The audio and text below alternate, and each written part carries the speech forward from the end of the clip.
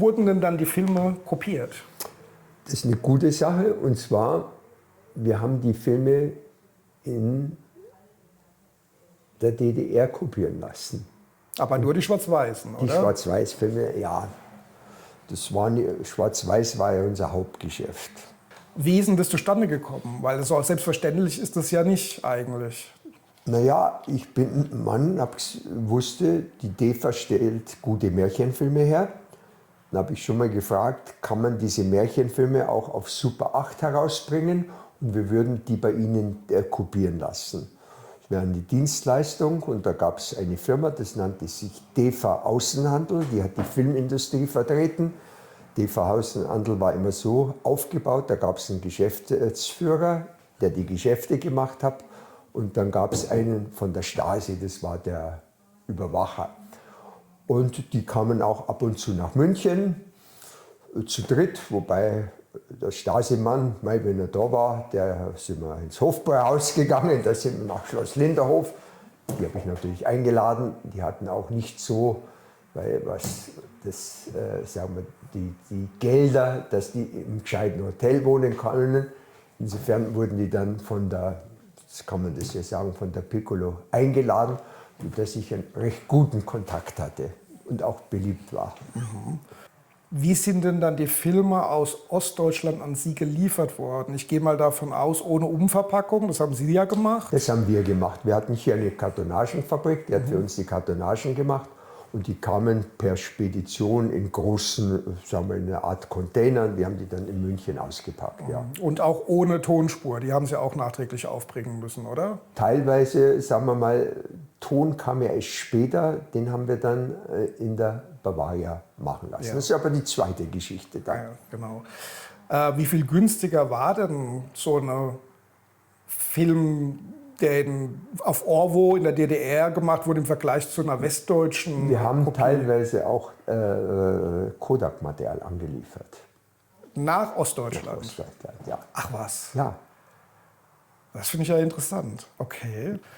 Und haben die in der DDR dann aber die Kodak-Filme nicht entwickeln können? Die haben sie dann ausbelichtet, aber entwickeln konnten die ja nicht, denke Doch, ich die mal. hatten Maschinen, dass die das machen konnten. Aber da gab es Riesenprobleme. Ich habe teilweise sogar Kopiermaschinen geliefert.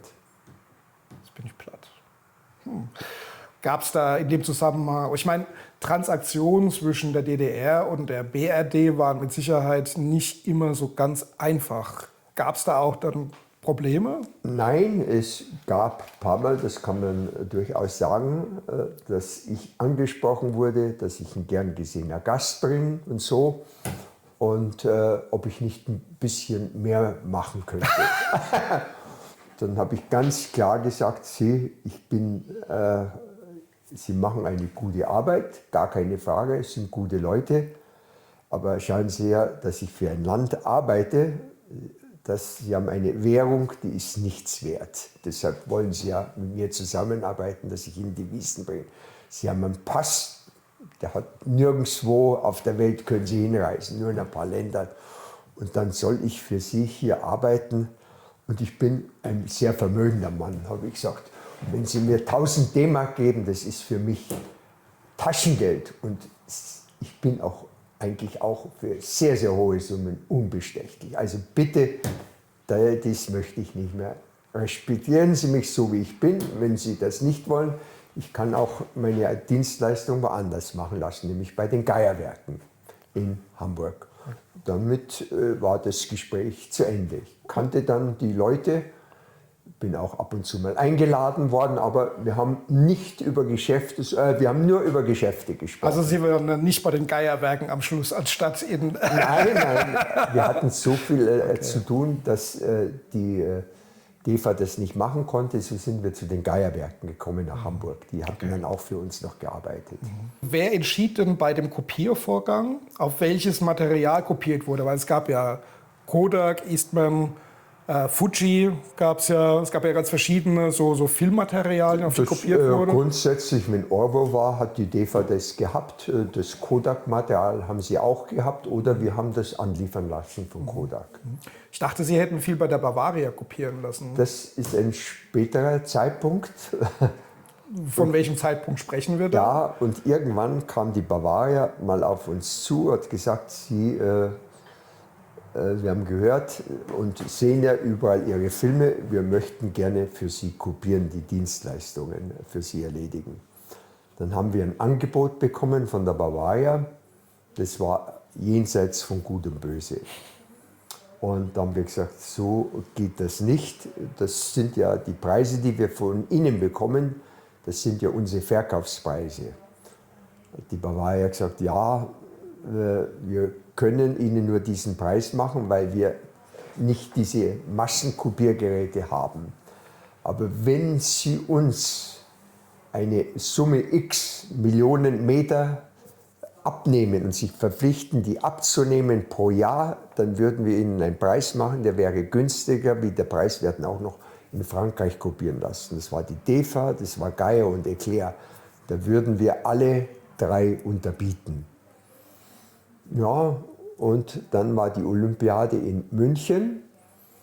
Das war 1972, also das war noch länger. Da hatte die Bavaria den Olympiafilm gemacht und wir hatten, wenn der Marc Spitz geschwommen ist, hat den Weltrekord, dann haben die das Material kopiert. Wir haben bereits eine Schachtel vorgedruckt und so. Und am übernächsten Tag, dann hatte ich organisiert, so Verkäufer, Studenten, die dann so einen Bauchladen hatten. Habe ich gesagt, bei uns können Sie viel Geld verdienen, wenn Sie vor Ort verkaufen.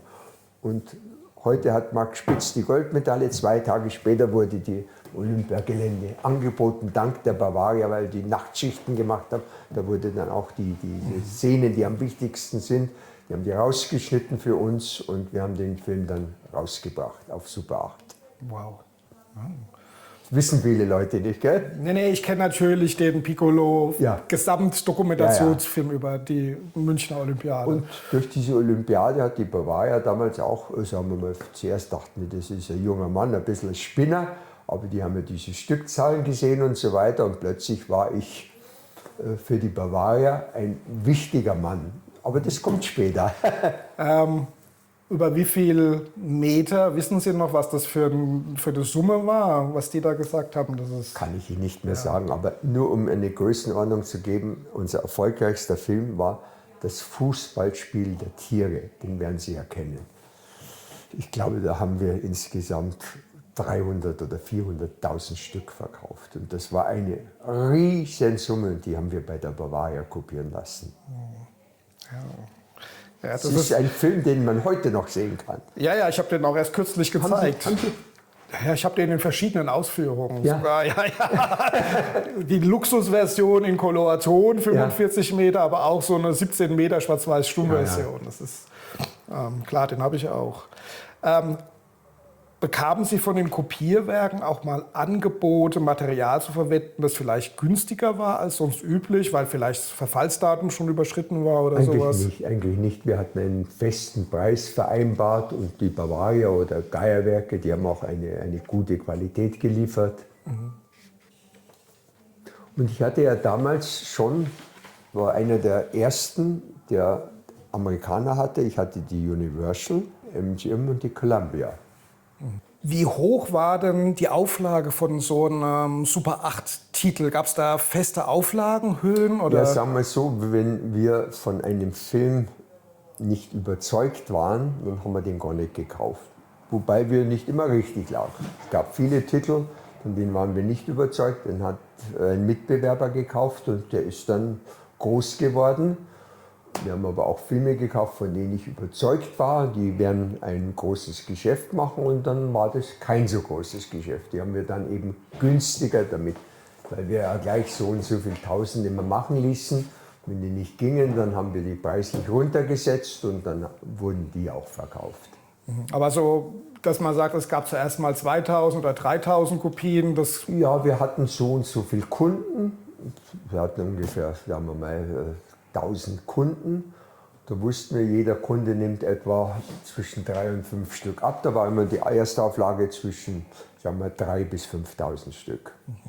Wie viel kostete dann die Produktion für die Piccolo-Film? Also ein 120 Meter Koloratonfilm, sowas wie das hier. Ja. Wie viel kostete die Piccolo-Film? Sagen wir mal so, wenn die Piccolo hat wenn sie einen Film verkauft hat, hatten wir immer etwa 30% verdient. Da war drin die Kopie, da war drin das Artwork, da war drin die Lizenz, das war die Werbung, so und so 30%. Ja. Den Jahresumsatz von Piccolo-Film haben Sie ja vorhin genannt. Ja. Wissen Sie noch, wie viele Filmrollen Sie so im Monat oder im Jahr verkauft haben? Zwischen 250.000 und 500.000, könnte ich mir vorstellen, ja. Und wie waren Ihre Vertriebswege? Also an wen haben Sie die produzierten Filme dann ausgeliefert? Und zwar unsere Hauptkunden waren natürlich Quelle, Neckermann, die ich selber besucht habe, dann die 4 Warenhauskonzerne Kaufhof, Hertie, Horten und Karstadt. Und dann über Eumig den Fachhandel, und da gab es 5000 Fotohändler, die letzten Endes die Filme abgenommen haben. Dann gab es auch so Spezialfirmen wie Bertelsmann, Leseklub, die hatten auch Filme mit angeboten. Dann gab es wie hieß das, in Stuttgart, das Beste, so eine Zeitschrift, sagt Ihnen das noch was? Die hatten auch die Filme.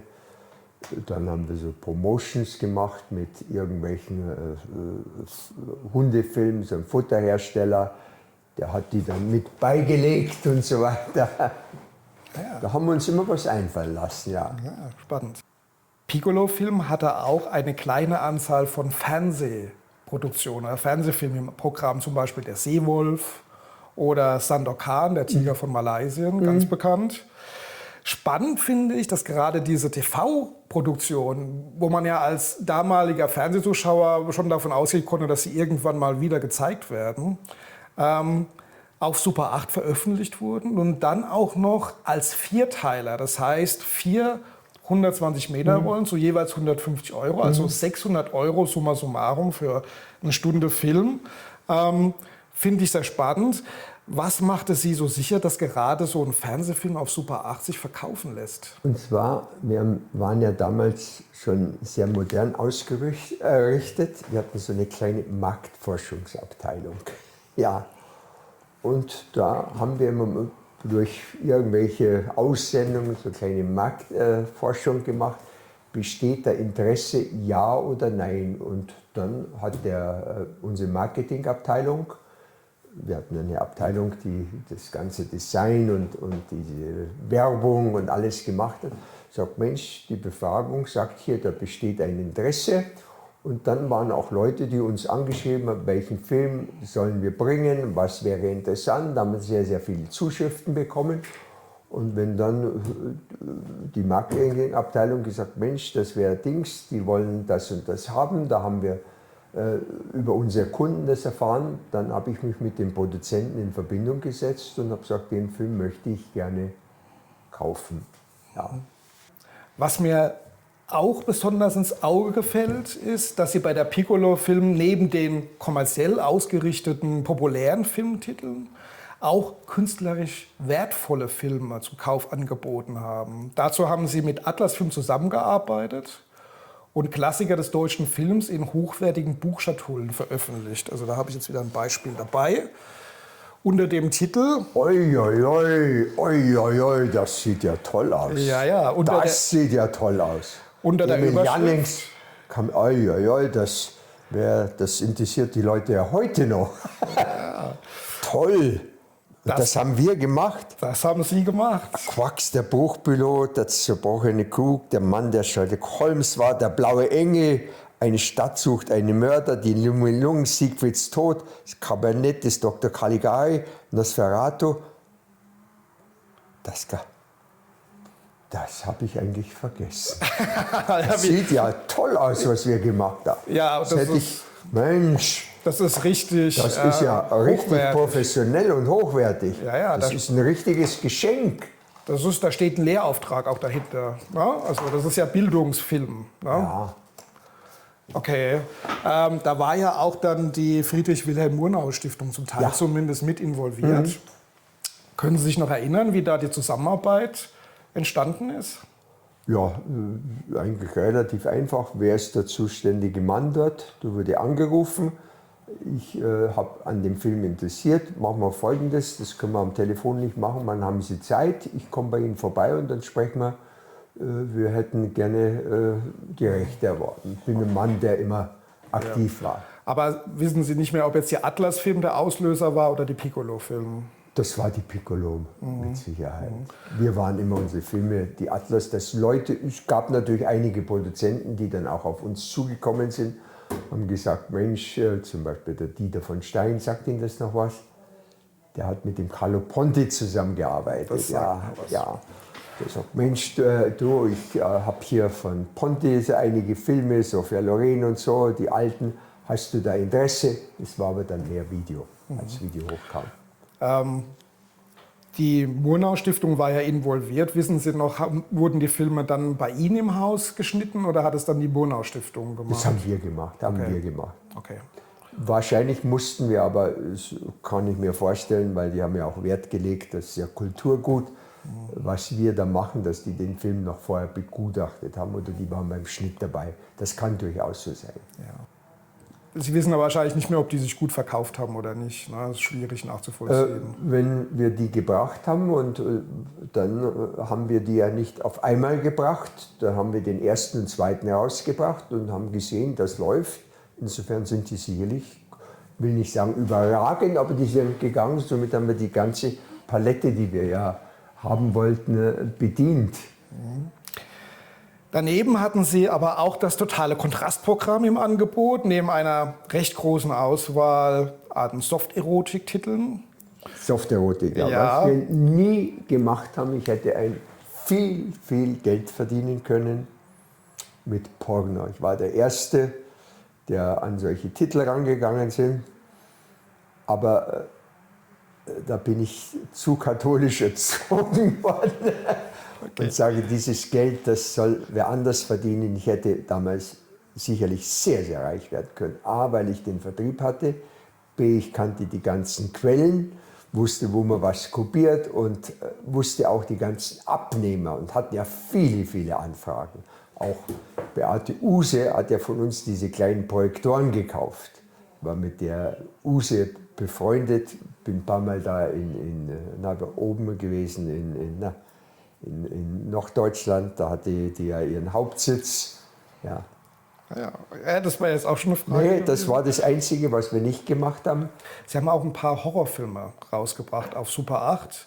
Ich denke da zum Beispiel an die italienischen Produktionen Ein Zombie hing am Glockenseil. Ja. Oder Man-Eater von 1980. Da haben wir uns eine böse Presse eingefangen. Ja, und die wurden nämlich auch indiziert. Ja. Und gingen leider auch sehr gut. Genau, und die sind auch heute noch sehr gesucht. Hatten Sie einen Horrorfan in Ihrer Firma? Nein, das ist unsere Marketingabteilung und die hat halt hier, was wollen die Kunden sehen? Und wenn wir so und so viele Anfragen kriegen und die sagen, Mensch, da ist eine Lücke, wenn wir die nicht benutzen, dann macht es ein anderer. Und dann habe ich halt die Horrorfilme eingekauft. So einfach war das. Und genauso war das dann wahrscheinlich auch mit den Eastern, die hießen früher Kung-Fu-Filme. Ne? Ja. Die waren ja ganz populär in den 70ern. Ne? Die Bruce Lee-Filme gingen habe ich damals nicht gemacht. Die hat der Mensch und hat riesen Stückzahlen verkauft. Ich dachte mir, Mensch, diese chinesischen Filme, ob die gehen auf Video. Marketingabteilung hat zwar gesagt, ja, wir sollen die nehmen, aber man kann im Leben nicht alles bekommen. Nee, kann man nicht.